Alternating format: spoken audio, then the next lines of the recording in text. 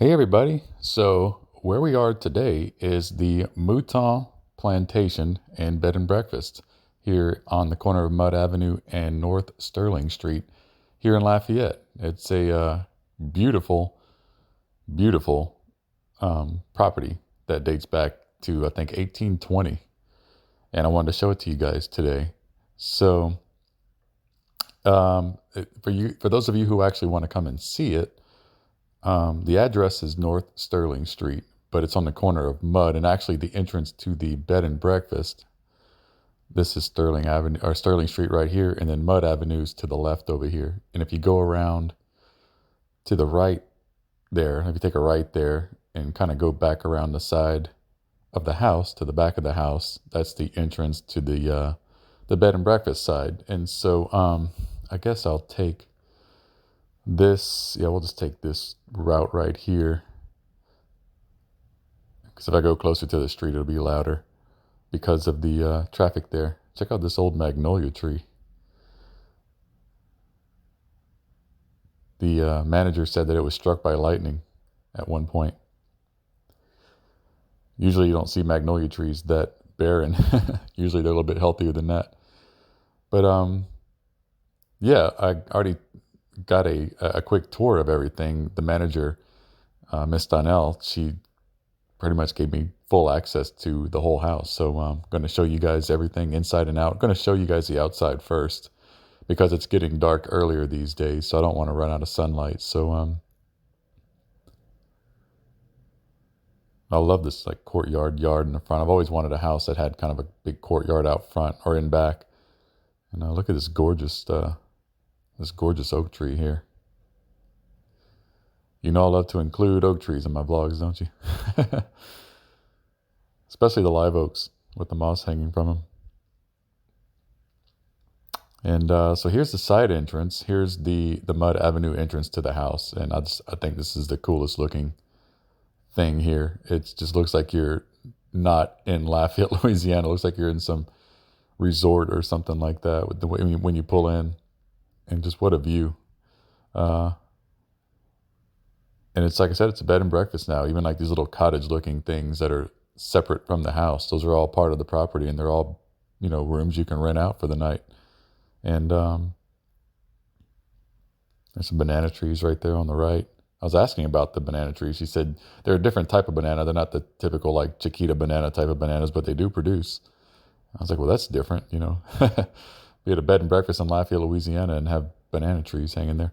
But I saw in the this whole area, it's like a 25-acre area that goes from like Moss Street, if you're local, or if you're not local and you want to come visit it, it's like between Moss Street, um, uh, Chopin Street, and I believe Simcoe Street, and it's like 50 different houses or something like that. Maybe a few more, but they're on the registry, the National Registry of Historic Houses or whatever, and they all date from between the 1820s until like the 1930s or something. And it's called Sterling Grove. I think, 10, 20 years ago or something like that, they actually named the area Sterling Grove. And the name Sterling comes from Sterling Mud, whose Mud Avenue is named after. And so that's where Mud Avenue comes from. And there's a history with this house.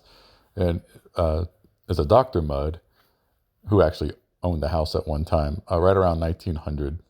But I'll kind of give you a history of the full history of the house here as we walk through and all that. So this is a beautiful courtyard here.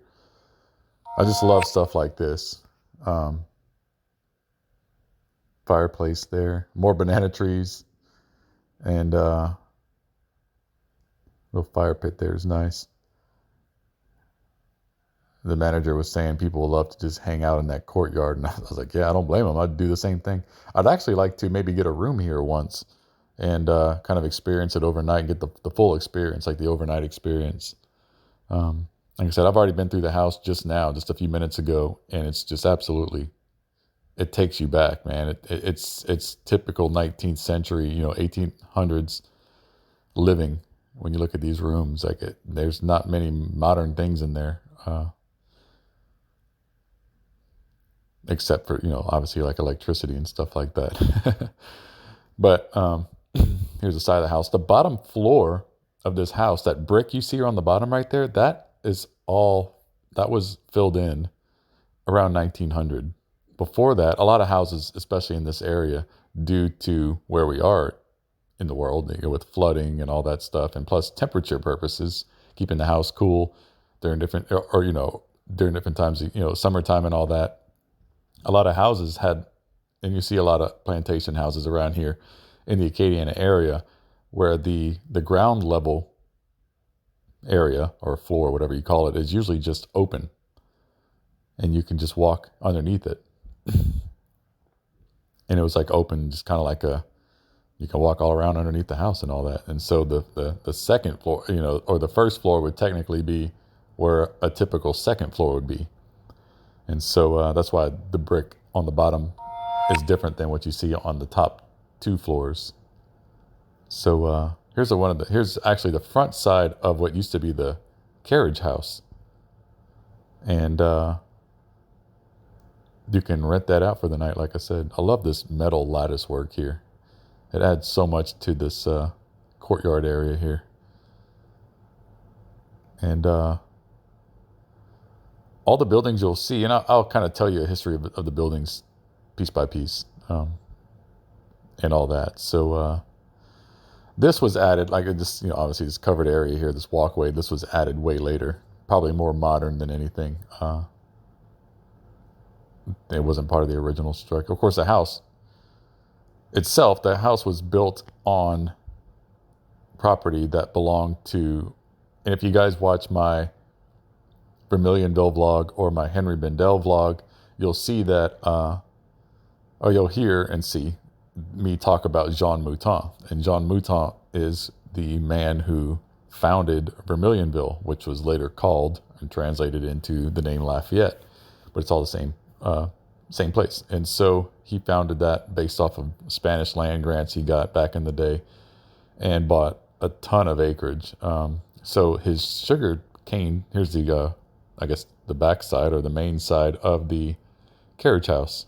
You can see the carriage door where the horses would go through right there on the side. All kept original, basically. It's been restored to a certain extent, I guess. But so the plantation was purchased. The land was purchased, about give or take 300 acres of land, sugarcane farming plantation around 1820. And you see these buildings, 1, 2, and there's another white building kind of behind there, right there, that were all on the Evangeline Thruway, which is a couple of streets over. For those of you who are local, the current owner of the house and the property had those brought over here to this property, and they're going to be restored and used for more bed and breakfast room. Maybe part of some, maybe 1 or 2 of them might be used for office space, from what the manager was saying. But all 3 of those buildings I just pointed out, they're all built around 1900. And this little bungalow looking building here on the right here is built around 1900 also. And she said that when they have weddings here, a lot of the times the groomsmen or the groom's party will stay there overnight and hang out in there. Also built around 1900, like I said. But anyway, so the land was purchased around 1820, like 1820. And Jean Mouton's son, Charles Mouton, built the house around 1848, the main house, the main Mouton house. And so where it stands now, obviously. And obviously it didn't have it had a first floor, but it was where a second floor typically would, because like I said, the whole bottom of the house was just open. Here's looking at, I wish I could show you guys the front of this house that we're looking at right now, because it looks so beautiful. It's a Victorian style house built in, I think, 1893. And it's, the front of it looks almost like one of those painted lady houses in San Francisco, like on Full House. It's gorgeous. But all this property belonged, here's that third white house I was telling you guys about.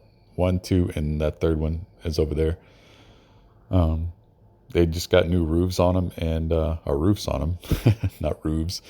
And there's different phases. They're going to, repair them all and restore them all and use them. But all this property belongs to them. I'm walking down the sidewalk here to what's called the Nickerson house, which was built in 1891. Another sort of a Victorian style house, another just gorgeous piece of property.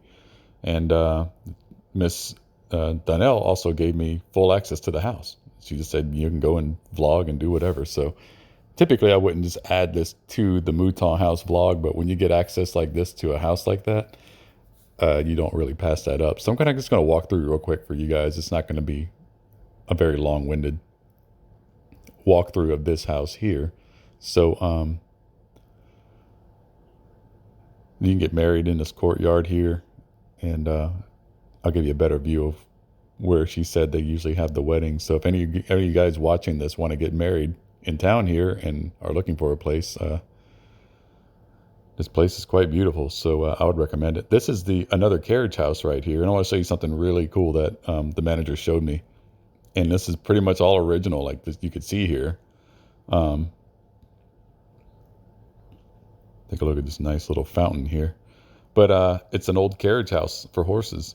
And I love how this whole property, even though, 300 acres, so all this used to be Mouton land, basically. But, up until about 40 years ago or something, these houses were built. But check out this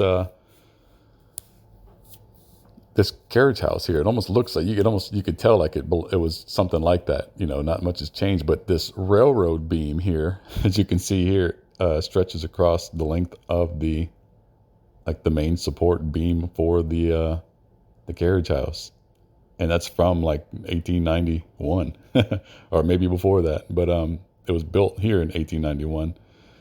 But that thing's just going to last forever. No, maybe when the house is dead and gone and crumbled to the ground, that beam will probably still be there. But anyway, I'm not trying to go through every single detail of like everything, but just the cool parts. But I'm going to walk through the house real quick and show you guys, just because I have access to an 1891 Victorian style house. And so we'll take a look at it. This is the lawn where the ceremonies are typically held. And just to the right, underneath those pillars right there, that bricked area right there is where the ceremony or the altar is and stuff. And then the people sit in chairs on the lawn facing what we're facing right now. Very nice, very open. And at night, whenever all those hanging lights, not Christmas lights, but like those hanging lights are out, and there's hanging lights underneath the pavilion. The manager was showing me pictures, and it's just absolutely just a perfect setting for a wedding to be outdoors. It almost doesn't feel like I'm in Lafayette when I watch this. It feels like I'm out of state somewhere. But let's go take a look. This is the kitchen, obviously. And if I can close this door the right way. I have my coffee in my hand, so it's hard to close the door here. But cool floor.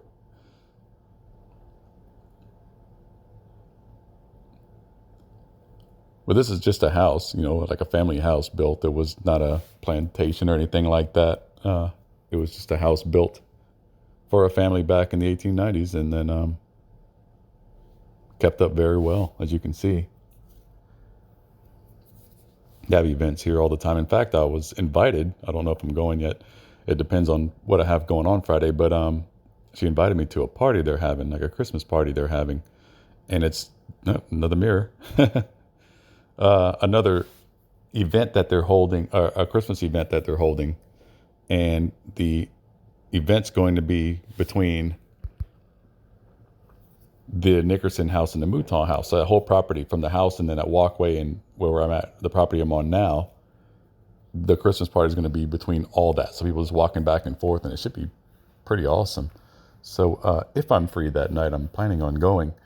And that will definitely be a vlog for sure, so you can count on that. But I don't know if I'm going yet. But if I do go, then you will see it. So stay tuned for that. I love these old steps here. You can tell they're original, and I love when people just don't mess with that stuff and keep things like, the way they used to be. This is a room where a lot of the bridesmaids stay at weddings, at weddings. You can rent the whole house out basically for your wedding party. And that's the suite or whatever you call it, where a lot of the bridesmaids, because it seems like 4 or 5 people. And so, and then in a second here, I think it's over here, I'll show you the honeymoon suite. Another big mirror, beautiful mirrors.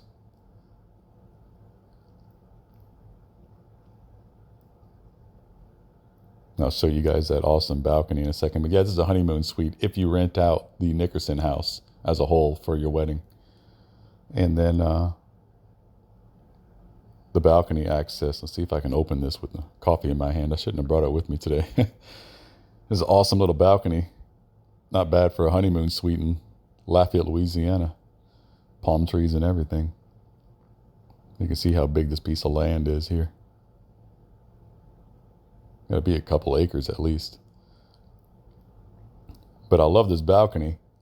My future house will, maybe not my first house, but my future house will have something like this. This is too awesome.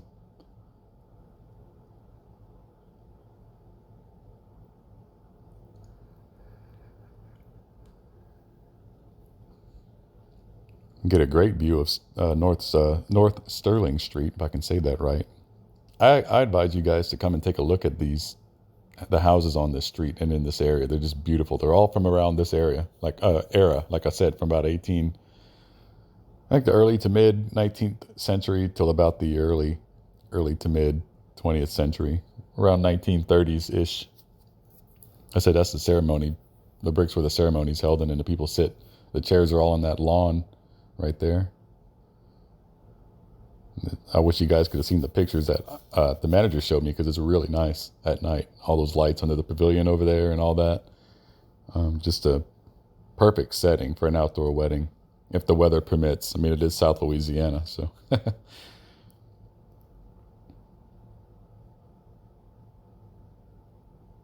So yeah, that's pretty much about it. That I want to show you in here, just kind of give you a glimpse. And for any of you that are watching my channel who may be looking for a place to get married, or if you just want to rent it out as a bed and breakfast. Now, I don't think the Nickerson house is a bed and breakfast. I'm pretty sure it's just I think the manager, yeah, she did. In fact, she did say it was just like mostly a reception event place. But you can, if you have a wedding, you can rent it out overnight, almost like as a bridal thing, bridal/groom's thing or whatever. You can stay overnight. You just rent the whole place out. And so I head back out now. Oh, cool. Wonder if that's a scale model of the Nickerson house. Doesn't really look exactly like it, but maybe that's what it used to look like. Huh. Well, heading back now. So kind of, we're talking about the Mouton property. Jean Mouton, you can read about him if you want. I mean, I don't want to go too much into history of him as an individual and all that, but his son, Charles Mouton, the one who built the Mouton Plantation house in 1848, he was actually governor of Louisiana at one time. And I don't know exactly which year, but his son, like Charles Homer, which is Jean's grandson or Charles's son, actually was lieutenant governor of Louisiana in 1855. And he and his family lived in the Mouton house until the 1860s. So it doesn't say exactly when, like what year, but definitely in the 1860s. And there was a Dr. DeZormo who lived there between that time, or at some time. I could be way off date. The DeZormo could have been way after.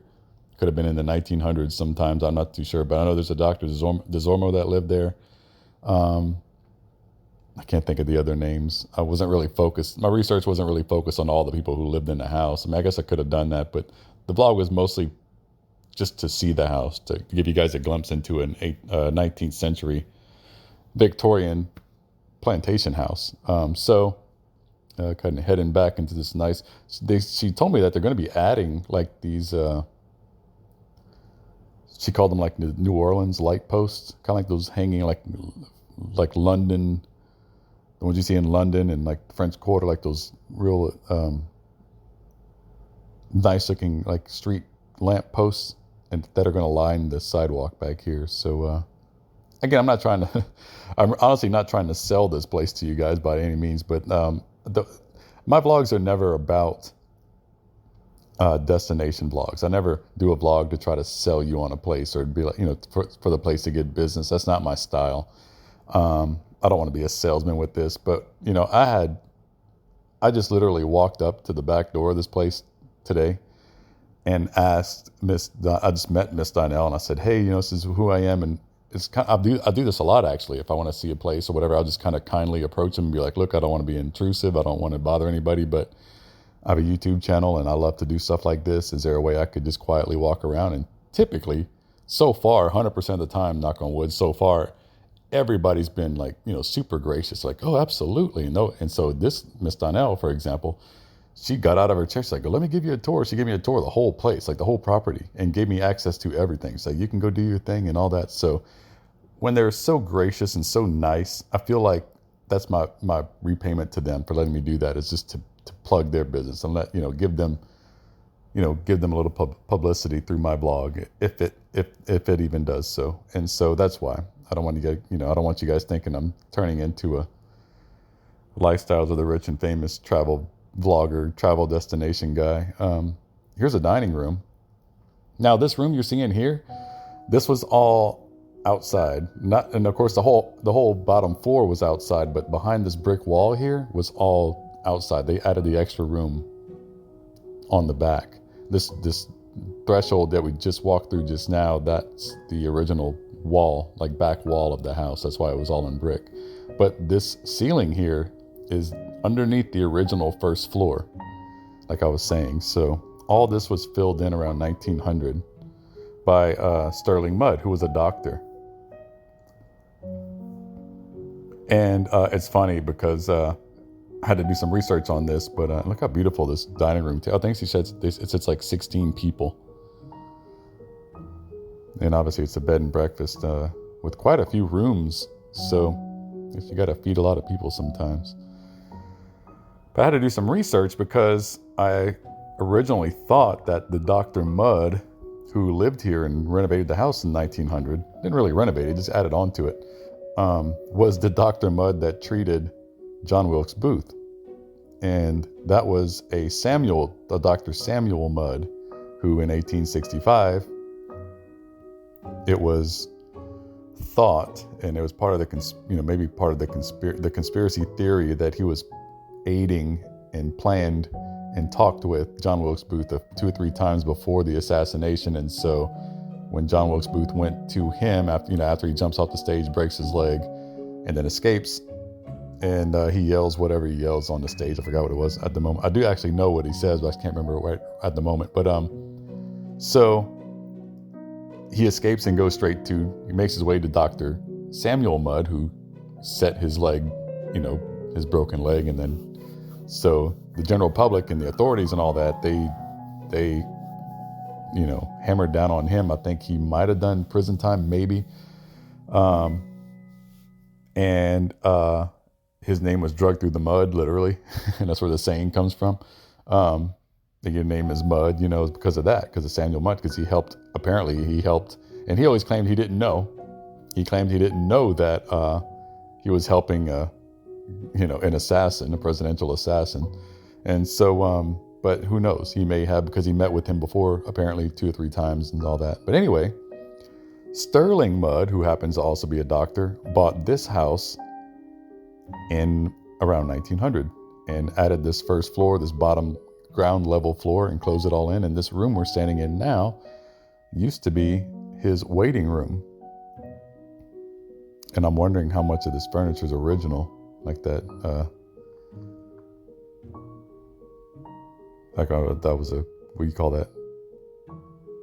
Not a buffet or a cabinet, but just like not a dresser either, but I can't think of it. Steps are original. And I'll show you when we walk back down the stairs, but a sign of wealth back in the 1800s at that time was how grand your staircase was. And so I think she said, like, Dr. Mudd called it like a poor man's staircase. And it, also another sign of wealth was how long your curtains were on your windows. And I never even heard of that. I never even heard a hint of that before, but apparently that's a thing. And so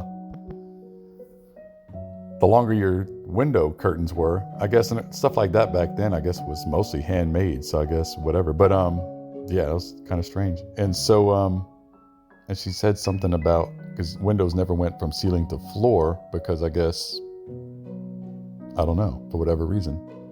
I don't know. This didn't make windows that big back then. I don't know. But this was his waiting room, though. Dr. Mudd's waiting room. And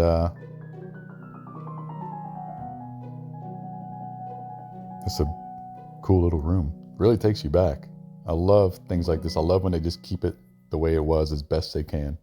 Oh, and I was saying about the staircase is, well, I'll tell you the staircase in a second. Let's go and look at this room before I lose track of what I was doing. This right here, this is cool because this room right here was actually Dr. Mudd's, not operating room, but like his doctor's office where he would treat people. Which doesn't look like a doctor's office now, but it's cool to think that this very room where I'm standing right now was a 19th century doctor's office where he saw people in his home, which was very common back then. Very common. Not only did doctors do house calls back then, but they also had practices in their own homes. Another mirror. And the manager was also telling me that, for those of you who don't know, the reason that you see so many armoires in these old homes, which I also had no clue or any idea about this, but she said the reason why is because back then you were taxed. I guess when you built a house or whatever it was, or you were taxed on every room of your house, and closets were counted as rooms back then. So people just didn't build them. So that's why you see a lot of these houses like this from this era that have armoires. Nice room though. Love that chimney. I love how most rooms in this house have a chimney in it. That'd be so cool. I would kill to have that these days. Like a fireplace in my bedroom. What I was saying about the staircases, back then, the grander your staircase, which is typically the entrance of your house. One more glance at this room here. It was like a status symbol. You know, you think of Gone with the Wind or whatever, you know, and so there was no lathes, there was no machinery back in those days for like woodwork. It was all basically by hand, you know. They might have had planking saws or whatever they did, but, you know, basically to make a staircase, you'd have to just cut, you know, straight planks. And so I don't know too much about all that, you know, 19th century woodwork by any means, so I don't want to sound like I know what I'm talking about. But as you can see, these steps look kind of slanted. Like the left side, as you can see, is kind of longer, or, you know, it's deeper here than the right side. And that's on purpose because Dr. Mudd, when he put these steps in 1900, wanted to add some flair, because I guess he knew he didn't have a whole lot of room for a staircase just because of the narrow, because it's, you know, he added onto this house. So I'm guessing that he didn't have a lot of room for a big staircase. And also another a status symbol, home-wise, was spindles. You see here, these are very rudimentary, basic hand-carved spindles. Well done. I mean, they're, you know, 130 years old, but very uniform, very nice. So the steps, the spindles, everything's hand cut, hand sawed, I guess. I could find the light switch here. There we go. And you look at these spindles on the original part of the house. These are newer. This is the older part of the house, but these spindles are more modern. You can tell they were lathed or cut with maybe better machines or better tools here. And this is what the manager was telling me, so I don't know too much about this stuff. I'm just going off of what she told me. This is the Voorhees room. And you got to forgive me, guys, while I find the light switches in these rooms here.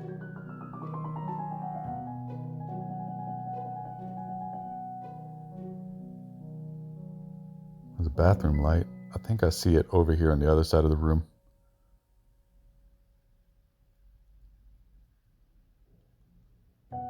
Sorry about the dark blurriness. There we go. This was the master bedroom, I believe. I think that's what she said. And with always as a chimney. Another armoire. No closet.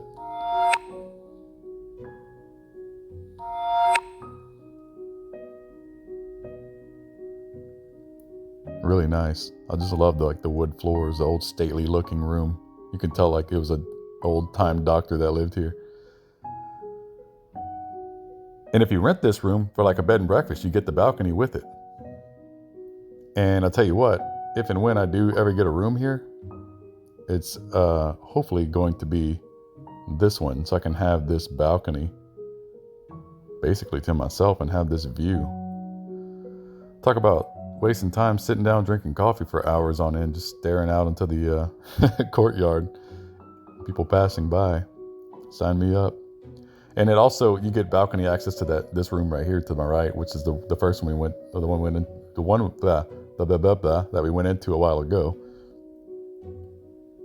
No, we haven't gone into that one yet. That's the Napoleon room. The one up here that we haven't gone into yet. I think that's what it's called. But you can kind of book them as a set. Like if you have like 4 or 5 people or whatever, you can kind of have this whole side of the second floor to yourselves with the balcony, she was telling me. And check out this locking mechanism here, this locking system. You know that's old.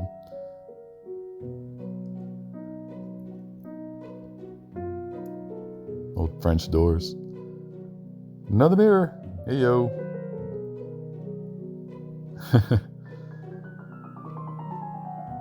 Now she said this was a nursery back then, which was typically right off of the master bedroom. Makes perfect sense.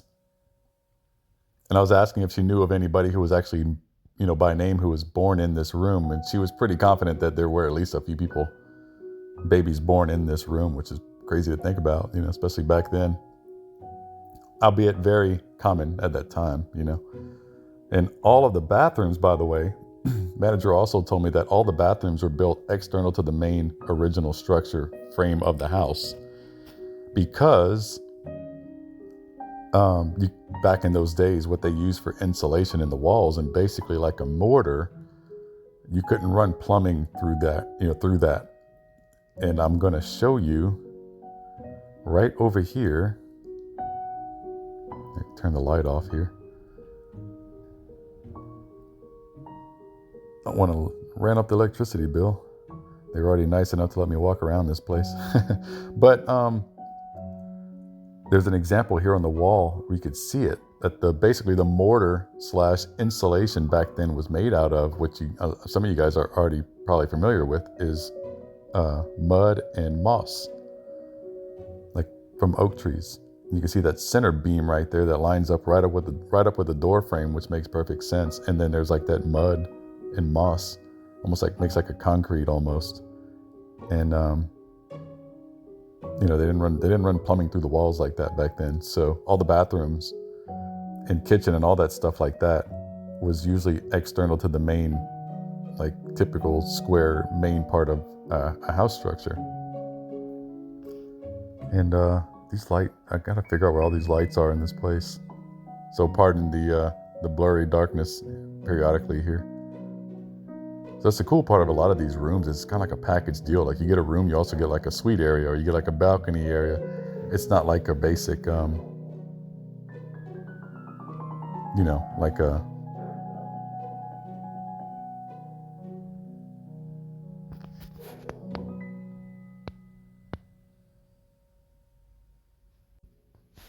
Sorry about that. My audio just glitched on me. But anyway, this plexiglass right here, this piece of wallpaper in here is from 1900 that Dr. Mudd ordered from France. I guess nowadays you can go to Target and get wallpaper, but now, or back then, 130, 40 years ago, people ordered it from France. I'm sure rich people still do stuff like that. So if you're rich, you can let me know, fill me in. But this piece of wallpaper right here is from 1900, and it's from France. This makes it fancy. Oh, oui, oui. Uh-huh. And up there is the original plaster and brick wall, which was the back of the house. And you can say like they've added space, and they've added things to the back, outside of that. Even back in like 1900, it was added. So it's not like added recently, but check out this little light. I've never seen a light switch like this before. That's why I was having trouble finding it a while ago. So this was originally the first floor, technically. And we're going up to what is now the third floor, but what used to be the second floor. And it's a smaller area up here because, it's almost like essentially almost attic space. She was telling me a cool story about this little bed here. And she was quizzing me of, back if I knew anything, like why they would have a bed right there. And at first I thought, I was like, I don't know, like a reading nook or something. She's like, no. She said back in those days, especially during days like, tuberculosis and things like that, or days where sicknesses weren't as controlled and, whatever back then, that when people or kids were sick, they would basically camp them out on these little beds here by these windows. And, for the duration of their sickness. And so, again, there's like no air conditioning and stuff like that. So they would keep them on like the third floor, third floor, and put them by those windows and keep the windows open so the germs or whatever it was, you could kind of go out the window and be aerated, sort of, like kind of get some fresh air in there. Check out this nice, cool little bathroom here. Dr. Mudd added this bathroom too. He built this one himself. But yeah, I would have never guessed that about that little bed. I was like, it looks pretty cozy though. It's like a good little reading nook now, if anything. But imagine some poor kid or person had to like basically sleep there for, I don't know, maybe months on end sometimes. But it's pretty interesting. This tub is original too. Check out the hardware on there. All original. From around 1900. And this room, she was telling me this room was called the Eiffel Tower room, which sleeps like 5 people or something like that. 4 or 5 people. And that bed is pretty gnarly looking, huh? Like something you'd see in Buckingham Palace or something. I didn't really ask all the details about the furniture. I guess if I would have asked, they might have enlightened me on a lot of the facts on furniture, but I wasn't really trying to get into all that. But I'm really curious at how original or how old a lot of this furniture is.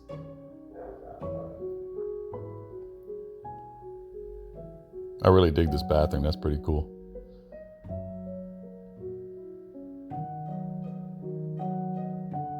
As you can see now, we're basically in the roof with the tilted ceilings and stuff like that. And here she said, the manager told me that when people rent out, because you can actually rent out the entire Mouton house for a wedding too. And if you do that, this is like basically the honeymoon suite and all that. Now they have closets, and obviously when the house was built, those would not have been there. Would have been armoires. But she was telling me about this netting, like this silk sheer, whatever you call it, lace, whatever stuff that's called. I don't know. I'm not into all fabrics at all. But she was saying that they used to also have it on the top of the beds, like over the top of the beds. And she asked me if I knew why. And I was like, yeah, I don't know. I was like, I don't know. Like maybe, so I know the side pieces are like from mosquitoes and stuff. And we do that in the military too. And she's like, yeah. So she's like, she told me, excuse me, getting tongue tied here again, that, like the walls and the insulation and all that were made out of that mud and moss. Well, the ceilings were too. And so after a while, I don't know if it's years or whatever, but some of that would be kind of like, it would brittle, and it'd kind of fall down from the ceiling. And so they had those lace things over the tops of the beds to keep the beds clean. I was like, well, that's pretty interesting. You don't really have to worry about that too much these days. Huh? Here's another view of that cool courtyard.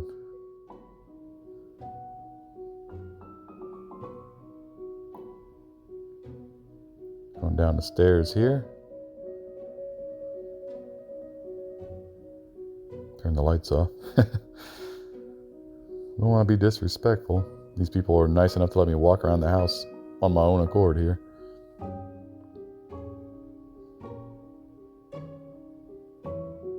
Gotta find this light switch now. There we go. This is the Napoleon room I was telling you about. That's also with the balcony. And again, I'd love to know how old that bed frame is, or the bed itself. Another fireplace.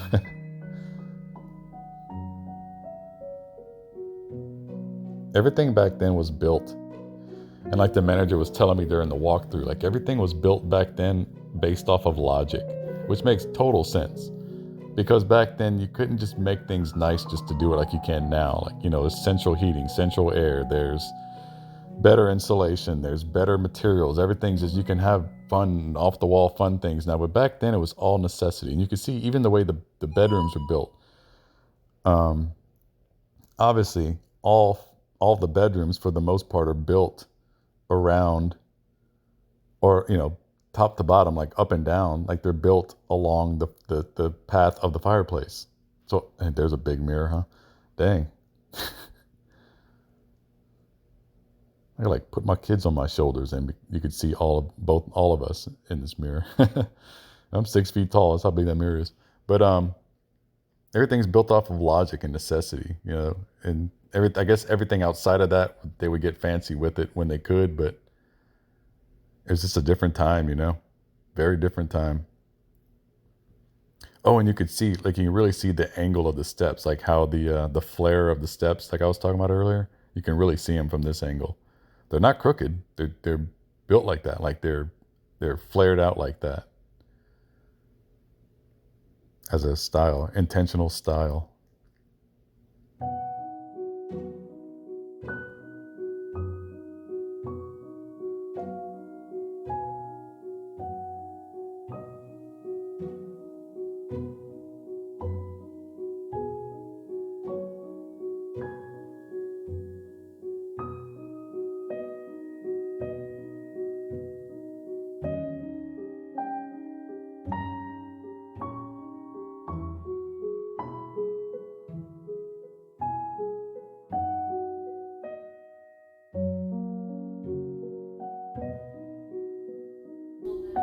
And that's the maid's quarters, staircase back there.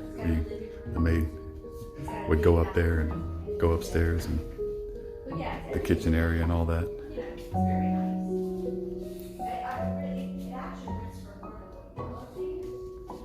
Let's see, let's go back outside.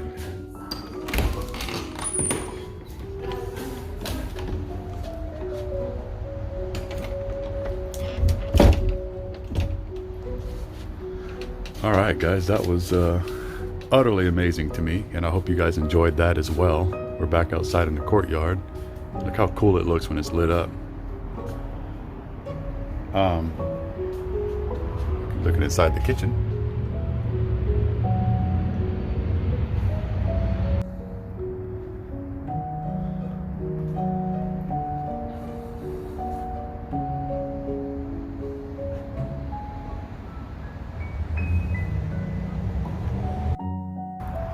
Oak trees are gorgeous.